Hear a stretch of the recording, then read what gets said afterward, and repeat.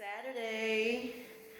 It's Lakita God's Diva on this beautiful Saturday morning, giving praises to the Most High God. I thought I'd come on today to talk about the importance of the fruits of the Spirit. Fruits of the Spirit being love, kindness, faith, self-control, patience, temperance, which is long-suffering, endurance, being able to endure during hard times. For some reason, when I was younger and I learned of the fruits of the Spirit, I became infatuated. I just had a inner desire to learn more, and I knew it was significant and important in my life and in the life of others. I always had a desire to help people, and even at a young age, I knew that the fruits of the Spirit would be a tool used to help people. So just like it's important that we eat our fruits and vegetables, you know, apples give us fiber, bananas give us phosphate, I believe. It's important that we eat the fruits of the Spirit, love, kindness. And when I say eat, study the scriptures as it pertains to these spirits. Look at your life and see how each fruit of the Spirit is weighed. Do you have a lot of love in your life or not so much love? Look at the different areas of your life. Is there a lot of love in this relationship? Is there a lot of love in what I do for a living? Do I have a lot of love for it? Most importantly, do I have a lot of love for myself? You can't love anyone effectively if you don't truly have that love for self. How's my patience? Am I patient with myself first and foremost? You know, am I anxious to want to succeed, or am I patient with myself, giving myself the time I need to heal? I need to recover from a heartbreak, you know, or am I such in a rush to be loved by someone else that I ignore my healing? So check out your patience. Long-suffering, temperance, that was one that took some time for me to understand. For one, because I didn't know what the word temperance meant. But I've come to understand that fruit of the Spirit as that Spirit that enables us to endure hardships, hard times. With the passing of my brother, I've had to, eat more of that fruit, so to speak. I've had to be able to endure the grief that I still feel. It was really bad when it first happened. And it's still bad, even when I think about it. I mean, he just passed August 12th. And just not even 2 weeks. This Wednesday will be 2 weeks. And it's very hard. It's very painful. And, I'm someone that likes to stay in high vibration. But sometimes during moments of sadness and grief, you got to feel that. If you try to ignore it, then you might miss a lesson, or you may have to take that lesson again later on in life and not know how to deal with it because you didn't take the test, you didn't go through it, you didn't feel it. So that's pretty much what I'm doing.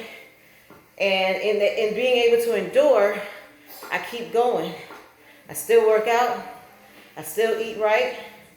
I'm still maintaining my high vibration relationships, not going back to past relationships that were comfortable, and when I see that in myself, I know how to self-talk now to myself. I know how to engage with my higher self more.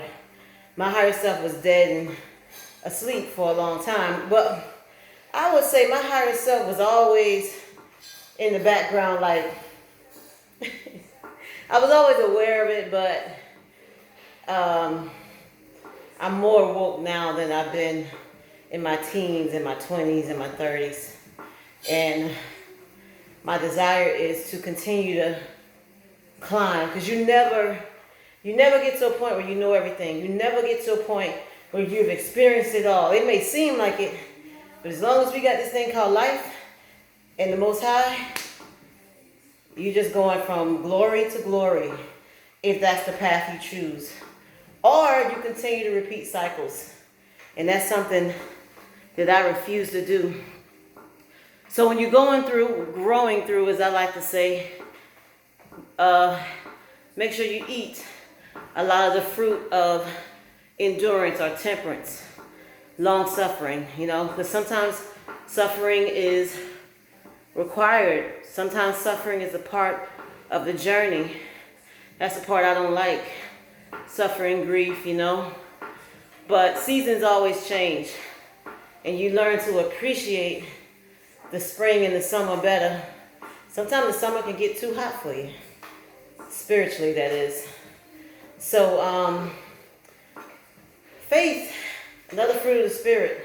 Believing in the impossible. Believing in what you don't see. And sometimes that's kind of tricky, because I believe that my brother would fight cancer. I believe he would overcome it. He did fight it. He fought it till the end, literally. And I'm still thinking on that. How did that work out? Why didn't it work the way I believed it to? Still got some beef with God. I still got some beef with God when it comes to that, because I've seen him heal people from that who I feel don't deserve it, but who am I to say that, When I say that, I mean, for God to heal and deliver you and you still operate in messiness, being manipulative, being evil, and he delivered you, healed you from something that can kill you. But the Bible says to die is to gain, so what's up? Goodbye.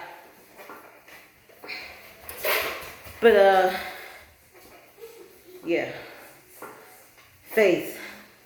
When it comes, I think it's easier to utilize faith when it comes to yourself than others, because other people have to make their own decisions in life. So, I could believe for a family member to start that business and do all the things I know they have the capability to do. I'm a visionary, so I often can see people's dreams. And when I see a family member who got the skill to really succeed, it don't mean nothing if they don't see that. If they don't see that they have the skills it takes. I can believe all day long. But if I apply that to me, I know what I can do, and I believe it. I foresee it. I saw years ago that I would be rich, a millionaire. And the money hasn't manifest, but spiritually I'm rich. Spiritually I overflow in abundance of wealth. Spiritual wealth. And that's what you want first anyway. Because money and materialistic things, they can burn up. They can dissolve out of your life. But what will remain are those things that are unmovable, untouchable. Love for self. Nobody can take that away from you. They might take away their love, and people do that sometimes. They might take away their love, but no one can take away love for yourself. So I believe that one day I'll have more than enough money to help empower the world, help empower those around me who wants it, who needs it, not users. My life was filled with users and manipulative people for a long time, but now that I can see, off with their heads. Off with their heads, So faith is definitely a major key, a major fruit of the Spirit you want to eat. Believing in yourself, believing in your children. Let them see that you believe in them. When your children see that you believe in them, have them say affirmations. When my daughter says, I'm very smart, I said very. Just to compound what she already know, what I'm helping her to know. But if had I not sowed that seed, that girl, you are beautiful. You are so smart. Now she says, I don't have to tell her. But at the same time, I sow seeds of humility. All right, you're smart, but there's always someone smarter, and you can learn from them. You always want to be friends with the smartest person in the class. You want to be friends with someone prettier than you. You know, and really, when you get into beauty, that's a whole nother thing, because beauty is an inward thing. You know, when you can see, it could be a beautiful person or a fine guy on the outside, but if them inside's messed up, and you can see whatever's on the outside, don't even matter. So I make sure I teach her those things instead of just telling her, oh, you're beautiful, you're smart. I don't want her to have a big head. And you know, a lot of kids have big heads and they grow to be adults with big heads. Pride. And when they meet somebody who may be prettier, smarter, can do what they do better, that's where envy and jealousy come in. But when you teach a child that there are other beautiful people, there are other smarter people, you know.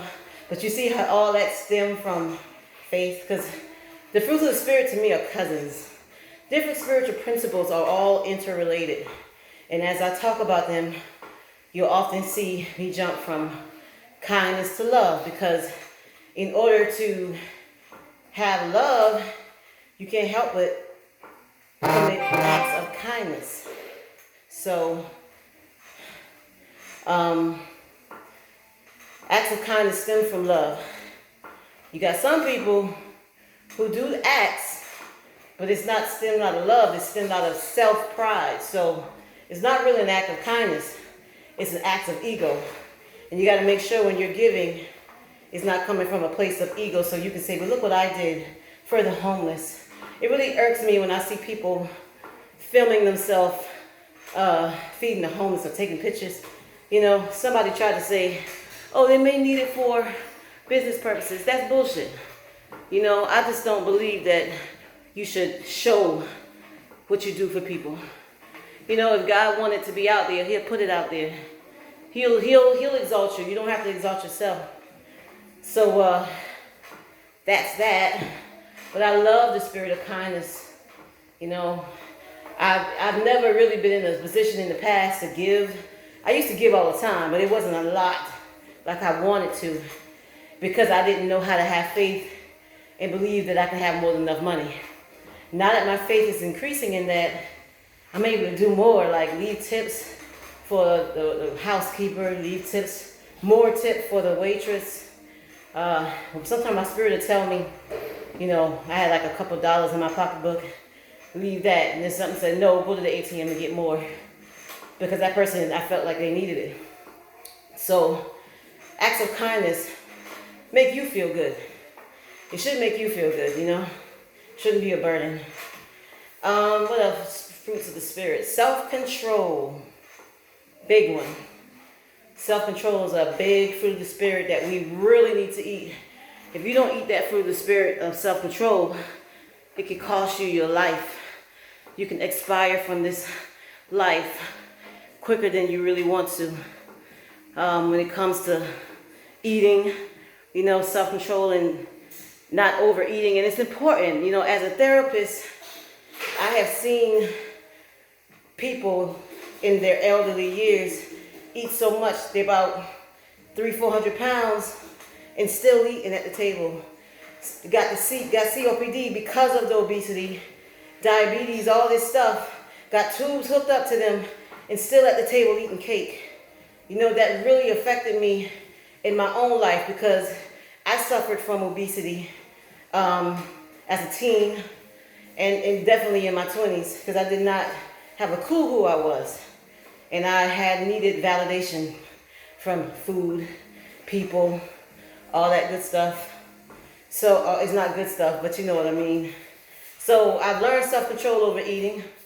I learned self-control over emotional eating, grazing, they call it cow grazing. You know, you're up at night just eating. Sex, self-control over your body. That spirit of lust can easily emerge with no self-control. And I know, okay, because I once had that in relationships where that's all I wanted to do. Because when you have no footing of who you are, when you have no groundedness, you try to hold on to things or use things that can help you feel that way. And it's all temporary. So more understanding of who I am and more understanding of what sex is and what it can do with the wrong person, the wrong spirits, because everything is spiritual, especially sex. Sex is a spiritual act. And I operated in the lower level of it for so many years. And now that I'm now operating in whole as a divine being, sex with anybody, I just can't rock with that. Now, there have been times in the beginning of my journey of ascension that I still slipped up because the flesh can be weak and we're human, you know? But at this point in the game right here, I can't even do it. As much as I sometimes want to, it's like, it's not even worth it because to me, to join spirits with someone else, it has to be divine, man. So I thank the Most High for the spirit of self-control because it has helped me to be more celibate, you know. So self-control is a fruit of the spirit you definitely want to eat. We talked about love for self, love for others, love for what you do. When studying the fruits of the spirit, you also want to study the fruits of the flesh so you know what opposes the fruits of the spirit. And when you see yourself acting in the fruits of the flesh, you check yourself. Before you check anybody else, we have to check ourselves. I'm constantly checking myself. I think I check myself too much. And you can't do that. You know, I'm a Capricorn. Sometimes we can be very critical of ourselves. So, but it's good, but you want to have balance in everything. So love, joy is another fruit of the spirit. And I might not be going over all of them because I just wanted to talk about, in general, eating the fruits of the spirit and how important that is. But joy is a spirit that you want to engulf you. You want the spirit of joy in your home. You want the spirit of joy on your job, your business, your family, your room. You know, joy can be unspeakable. Like you just don't even understand how you feel this way. That's from God. Only God can give you the spirit of joy. There's nothing you can do to evoke joy. It has to come from the Most High God. And simply speaking, give me more joy. Thank you for joy. Hallelujah. Thank you for joy today, God. You know? So, I thank God for peace and joy. And I've been affirming these things for almost 20 years now. I had an ex that used to always tell me before we got off the phone, peace and joy. So I always just say that to myself, or I greet others, peace and joy. Or when it's time to hang up, peace and joy. I don't say goodbye. Peace and joy. I thank God for peace and joy. Peace is another fruit of the spirit. Peace and joy are twins to me. Because peace is like any storm in your life. When you get that spirit of peace, quiet. It's a quiet storm. And only God can give you that. Only the Most High. It's a spiritual thing. It comes from within. And you must be divine. When I say be divine, you're of God. You're godly. You do acts of God. You know? Godliness ain't got nothing to do with how much people curse or nothing like that. Godliness is that heart. Are you evil? Are you manipulative? Are you always lying? People with no peace are miserable. People who are miserable like company. So they often are in groups. Miserable people often come in groups. Joy is that it's like an upper, and you know, like it's like a high that only can come from God.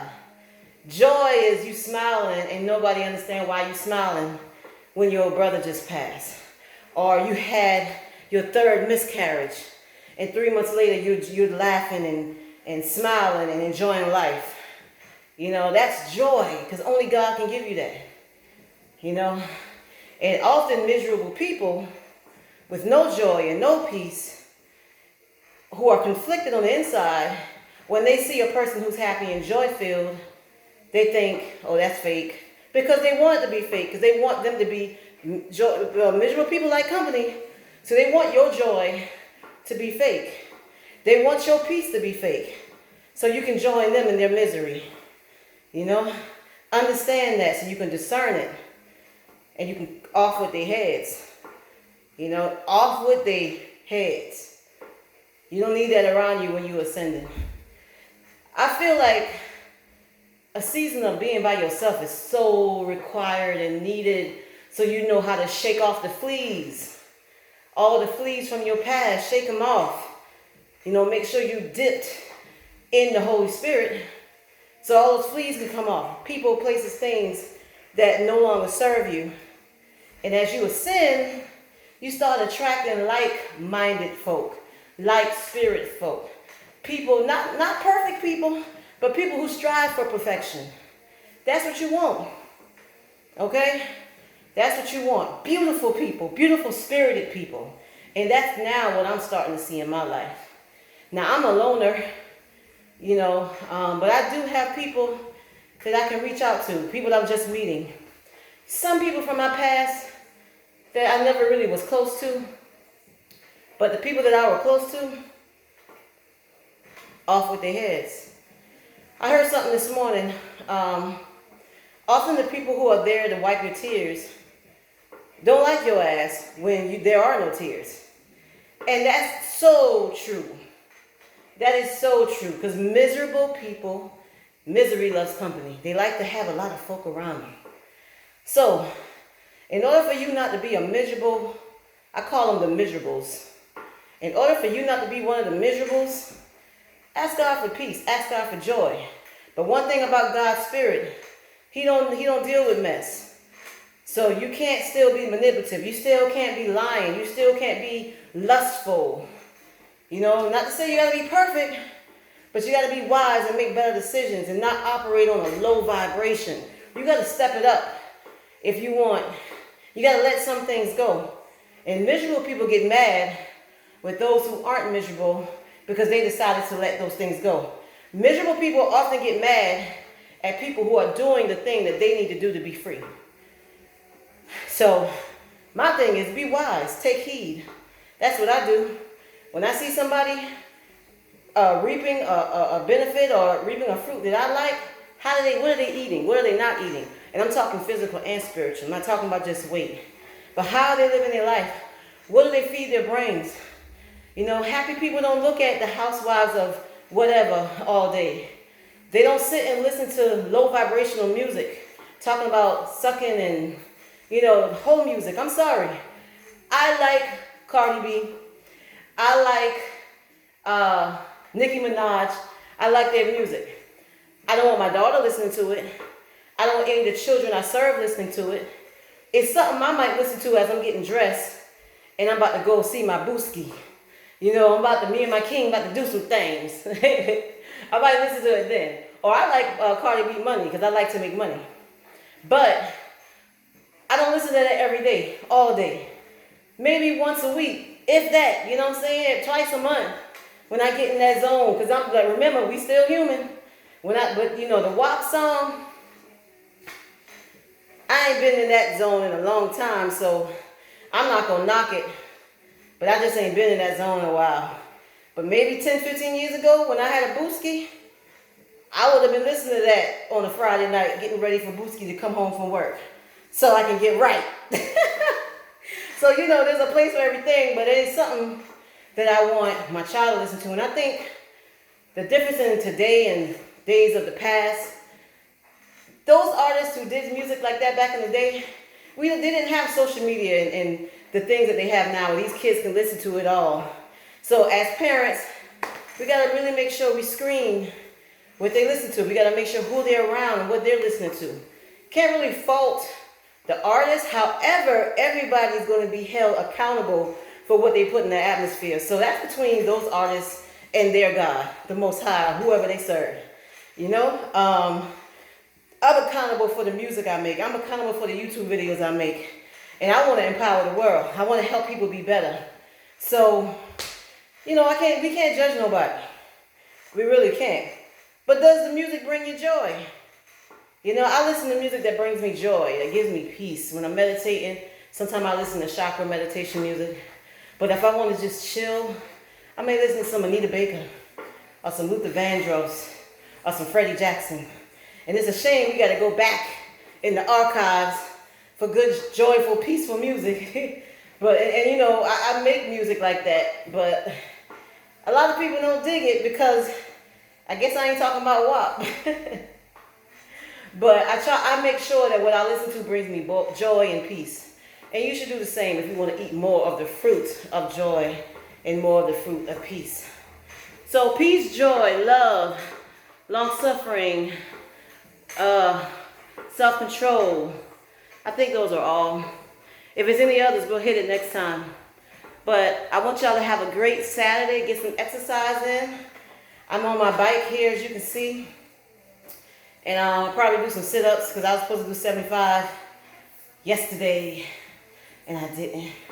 So, no, I was supposed to do 75 Thursday and yesterday. So I got 150 plus the 75 for the day. What's that? 225? I better get going, huh? All right, y'all. I'll probably come out later on with another video. Peace.